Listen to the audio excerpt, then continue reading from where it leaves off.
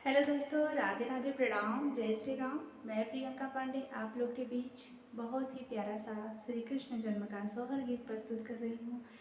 आप लोग सुनिए और कमेंट्स में ज़रूर बताएं कि आप लोग को ये सोहर गीत कैसा लगा।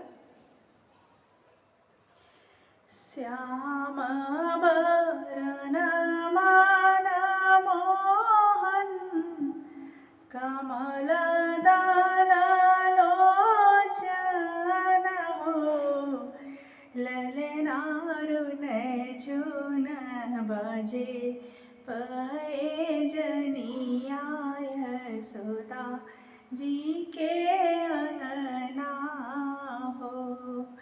ललनारुण झुन बजे पए जनिया यशोदा जी के अंगना हो। ग्वाल बाल मिलिया यशोदा से बोले ले हो, यशोदा राउर कृष्ण मटिया उठवले त माटी उत खैले हो।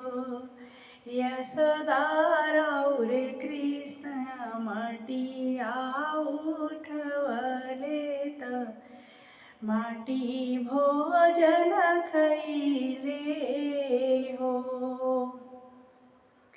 साँझ भइले बेरिया बीतल कन्हैया घरवा आवेले हो। ललना यशोदा बैठेली मुँह फेरी उलटियो न ताकेली हो। ललना यशोदा बैठेली मुँह फेरी उलटियो न ताकेली हो। किया हम ये माता जाई कैनी, किया हम बेजाई कैनी हो। माता काहे बैठलू मुँह फेरी उलटियो ना ताकलू हो।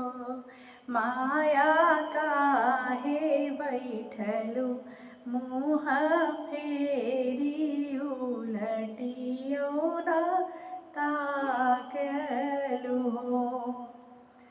हथवा में लिहली यशोदा सुब्रह्मण्यी अवरो हे फूल झड़ी हो। ललना डपटी डपटी डेरावा वेली काहेनु खैला माटी न हो। ललना डपटी डपटी डेरावा वेली काहेनु खैला माटी न हो। माई रहे तो माई वचन झूठ बोलेलू हो। माता 10 5 लड़िका मिलियले त झगड़ा लगैले न हो। माता 10 5 लड़िका मिलियले त झगड़ा लगैले हो। बाबुल हो तो बाबुल करे जवा के दादुर हो। बाबुल तनिए समूहवा देखाव तब पतियाई बहो। बाबुल तनिए समूहवा देखाव तब निपतियाई बहो।